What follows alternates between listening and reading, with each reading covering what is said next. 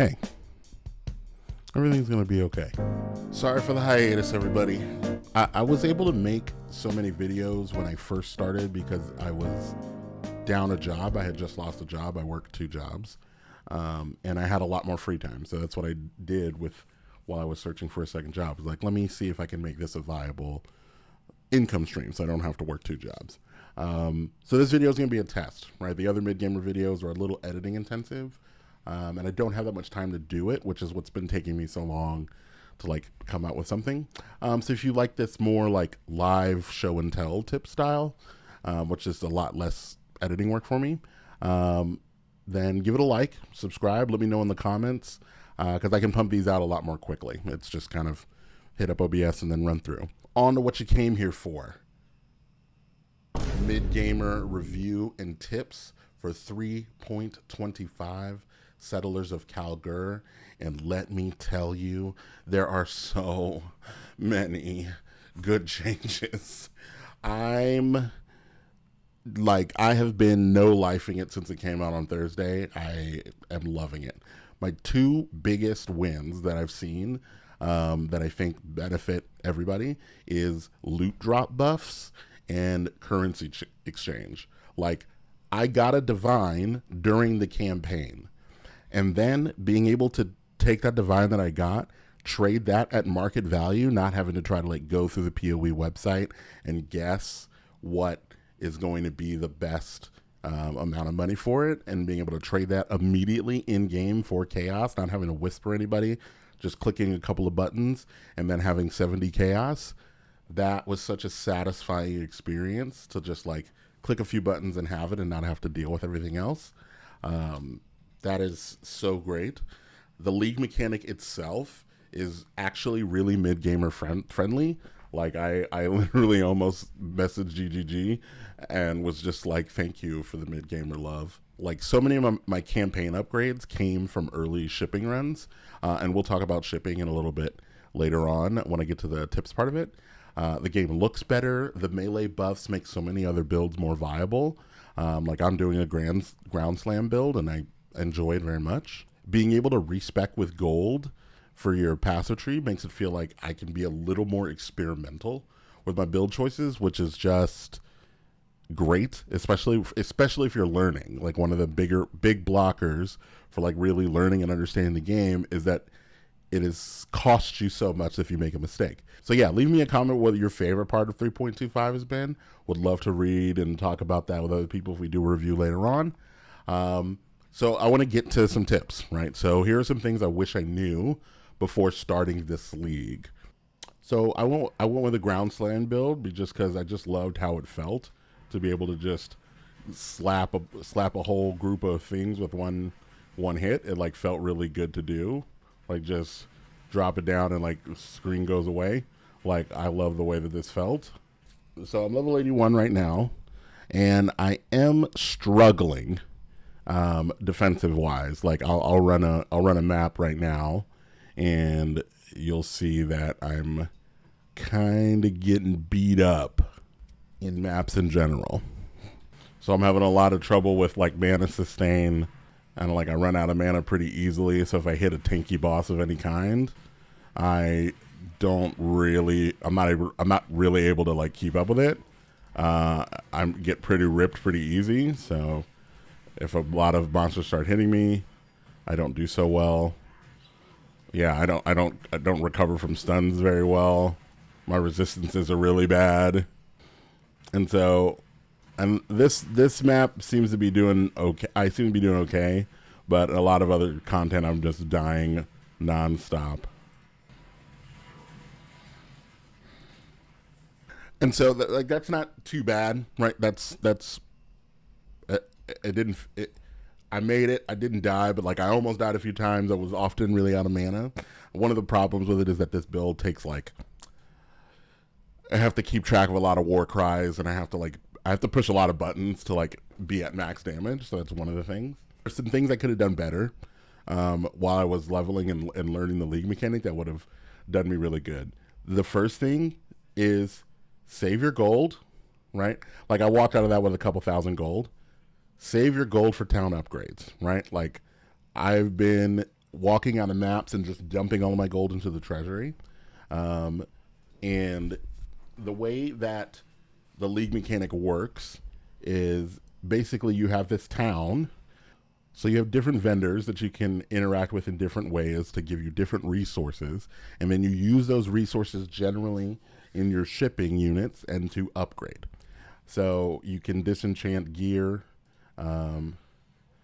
that you get, and that gets you thaumaturgic dust. You're able to use the recombinator to put different things together to make new weapons. You have a farming plot over here that you can grow. You have mining that you can grow.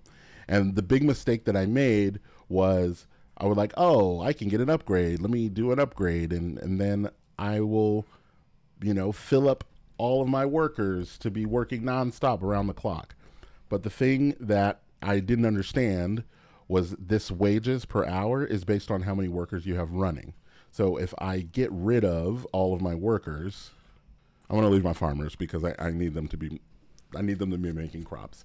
So my wages went down half, right? So instead of burning through this 2,000 gold like in the next hour, I burn through it slowly. And you want to take the time to manage who is working. Like, you don't need everybody working all the time. You need to concentrate on what it is that you really need. Like, I have more than enough bismuth bars, so I don't need a smelter to be doing that, right? You should take the time to look, see who needs to be working, let them work on that to get the resource that you need. And if you're looking for, like, what order do I do it in, basically the thing that's the most important is that you get your farming as good as possible and you get your shipping as good as possible, because your shipping is how you get stuff.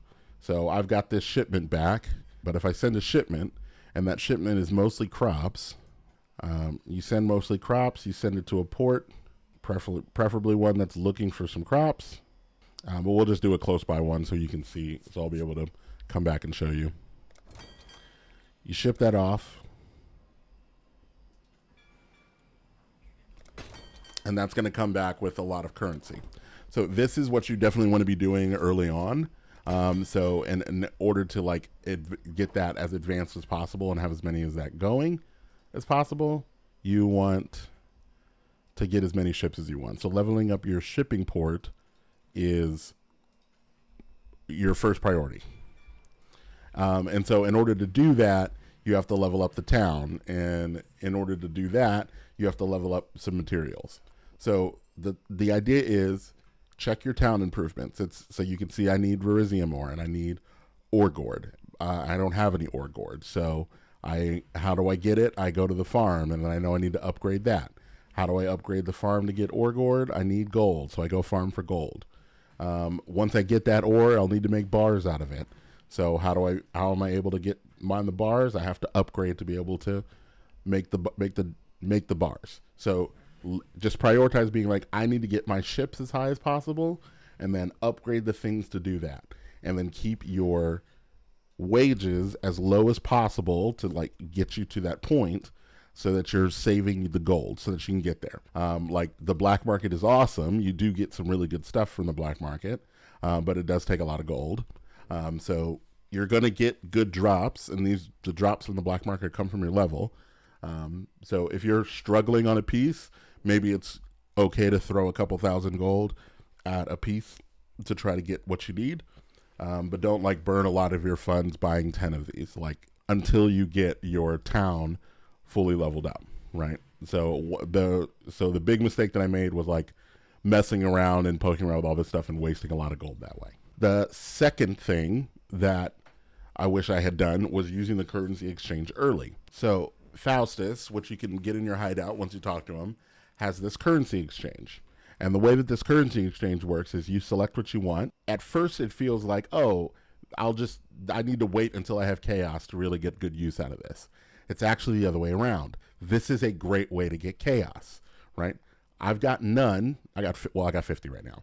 But I got all 50 of that from the currency exchange. That's how I did it.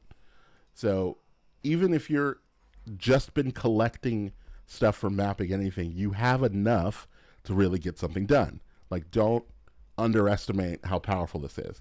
You say you want a currency orb, you set that to one, you set it to one, you go over to I have, you hit owned, and you start looking around at stuff that you have, and then you just kind of decide, you kind of think like, oh, okay, I'm not going to be using any blessed orbs right now, but that's 1 to 4 and I don't have enough. Okay. I'm not going to be using I'm not using any Val orbs right now, but that's 1 to 3.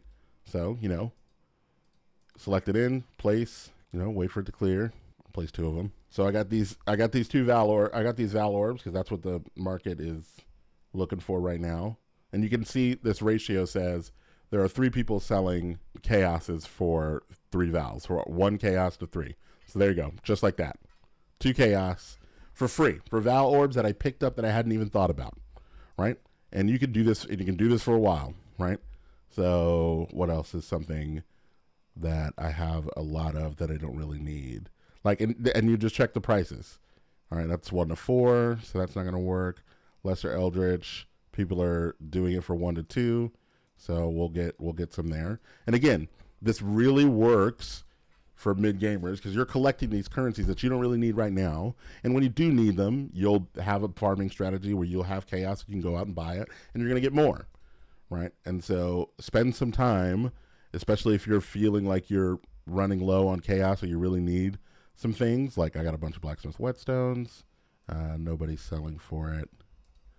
I got, especially check your scarabs, right? Like this is 4 chaos for this scarab, right? So I'm going to go ahead and get that. Boom, 4 chaos. And again, because these are things I'm not going to use right now. They're just sitting there. They're just sitting there waiting for me to need to use them. The speed with which you can flip using a farming strategy, all of that stuff, that can take some time to get to. And you're able to do this all campaign long. All campaign long, all the way through as long as you have a little bit of gold. It costs 25 gold or so to place an order for each individual order. So if it's a 1-to-1 order, it's 25 gold. You can easily use this to make a good chunk of chaos fairly quickly. Truly, the 57 that I had here is exactly what the 57 chaos that I have here, I literally got from going from 2 to 57 by just selling scarabs and random stuff I picked up in maps and div cards and things I picked up in maps. Think about the things that you're not going to need and take the time to do that. My general loop while I'm mapping is go map, come to Faustus, see if I can sell anything that I'm not going to need that I picked up, dump the rest of the money in Jonah, with Johan, get back in there. And that will give you a decent crop of chaos that's pretty passive. So if you haven't figured out your farming strat, you're still pushing maps, this is a good way to get chaos early. I wish I had known that before I started. I could have hundreds now if I had really thought about that. Okay, the other thing too is there's a lot of new mechanics on how you can craft stuff, right? So you've got the rune crafting table in town, you've got the black market with Faustus. I would suggest if you find build gear, I'm just collecting gear that is for my build that is going to do that. These bases may be a little low, but I'm just collecting it, and I need to wait to try to craft on it until I'm getting higher level bases, because a level 78 Valax is never going to be as good as a level 85 one. And so spending time spamming and try to get a 6 link of this and all of that is not a good use of your currency. That is a mistake I was making early on. I threw away a lot of really good essences trying to get this other axe to work. I gave away a lot of chromatics and links trying to make this other chess piece work to get it to 5 link. And I got a way better drop of a plate later on. Try to let your upgrades be from the map. Take your time to get a good loot filter and let the drops give you your upgrades. And speaking of getting upgrades, let's talk about path of building. Okay, I'm going to teach you a few things about path of building. It's a complicated thing. I'm actually going to be doing a stream this Sunday at around 8 p.m. Central Standard Time on Twitch, where I'm going to make a build from scratch. I ran across a transfigured gem that basically spawns a sentinel on hit that fights for you, and it takes the character traits of the enemy that you killed with it. I love it. I think it's really cool, and I think I can make a build around it. So I'm going to try to build a build from scratch based entirely off of making that gem work. So come Sunday, and we're all going to learn Path of Building together. We're going to learn its in and outs, and I'll make a big video about it as we learn it. But you come on Sunday if you want to see that. That's going to be a lot of fun. I hope they have a lot of people there. So here's Path of Building. There's a lot going on. Here's what I want you to do. You go to Import, Export, Build. You just have to type in your name, click Start. You'll see the character that you're running. Leave these check boxes and import passive tree, import item and skills, and then now your tree, the tree that's in Path of Building, and the skills that you have up, and the items that you have up are there. Now, this gives you a lot of information about your character at a glance that is important, but that's not what I want you to think about. I want you to go to items, and I want you to go to, especially if you're working off of a different build, like set it to whatever item set that you're working on, and trade for these items.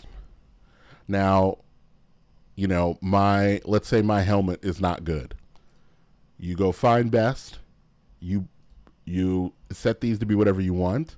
You make your max price what you can afford.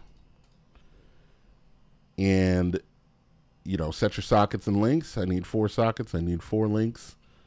And you execute. Now, this says session mode. I want you to do this, okay? This is the part that's probably the most complicated. Do it. Do it, all right? When you click that, you're going to say you need to change your session ID. Here's how you get your session ID. It's not bad. I promise. It's very simple. Just, go to Path of Exile Trade. All right, stay with me. Stay with me. We can do this, everybody. Go to Path of Exile Trade, and then you can hit Control-Shift-I, or open your tab and, you know, go to More Tools and Developer Tools, anything like that. When you're in your Developer Tools, you want to go to where it says Application. You want to go to your cookies, and you're looking for the POE SES ID. And then you want to steal this value. That's what it needs. Okay? You can do this. Path of Exile Trade, open your Developer Tools, go to Application, go to Cookies, get the POE Session ID. Okay? There's probably easier ways to do this. If you know of an easier way to get this, go for it. But listen, why am I doing that? Why am I going through that at all? If you put that in here and you save it and you're in session mode, when you search, you get a list of all of these items that are on the trade site. And you can, at a glance, look at the item inside of what your build is. So now I know if I buy this crown, which is 2 chaos, I'm going to get all those things in green are upgrades, right? So if my problem is that I'm dying, I want to see greens on effective hit pool and max hit and total life and, you know, armor and damage reduction, right? So that's what I'm looking for. Like this is good. This is good. This is good. Not as good as everything else. Like this is not good for me because I'm losing a lot of max hit in different places and I'm not getting a lot of life for it. Or if I'm looking for mana regen to be important.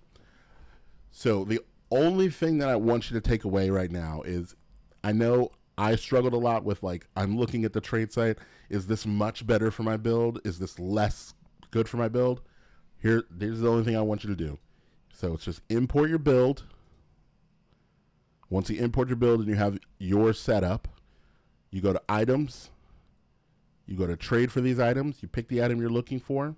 You want to set up session mode, and you just do that by going to the Path of Exile trade site, opening up your developer tools, going to your cookies, looking for POE session ID, copy and paste out what it says, and then you get the green session mode, And then when you look, you're able to scroll through the different pieces and at a glance compare it and how it's exactly going to affect your build. No more bad purchases. All of the purchases that I've made now have been significant and in exactly the type of upgrade that I need. If you come to the POE stream that I'm going to do on Sunday night, we're going to talk a lot more about a lot of things, right? We're going to really deep dive into it, especially the making the build part. But we're going to start with just like an overview of it, and I'm going to turn that into a video, and then we're going to make another video of like me trying to make a full build from scratch in POE. So that's going to be Sunday night stream. Please be there. It's going to be a lot of fun. Okay. Thank you so much. Please come see the stream Sunday at 8 if you want the full learning path of building experience. If you like this like less editing intensive video, give it a like. If you didn't, leave me a comment. Let me know if it was like more confusing or harder to follow, and you felt like you didn't really get good info from it. And please subscribe. I'm like 700 subscribers away from being able to like monetize my ad and like a few watch hours. So like subscribe, watch the new stuff that's coming out, recommend it to your friends. I would love to only have one job and make more videos. I would love this to be my job. I really enjoy making content. I really enjoy playing video games. This would be awesome. The community's been really great. I would love to be able to do more collabs. Like I saw, Poe helping Darth microtransaction switch over to an RF build, and I'd love to like get into that community and like come up with stuff together and figure things out. Like that would be great, but I can't get there until my channel's a little bit more noteworthy. So it'd be great. I would love to be doing this. So thank you for watching. I really appreciate everybody who like went to old videos and commented like, where are you? It's the new season. Are you coming back? So I hope this is all great. I'll see you online in Raycast. And hey, everything's gonna be okay.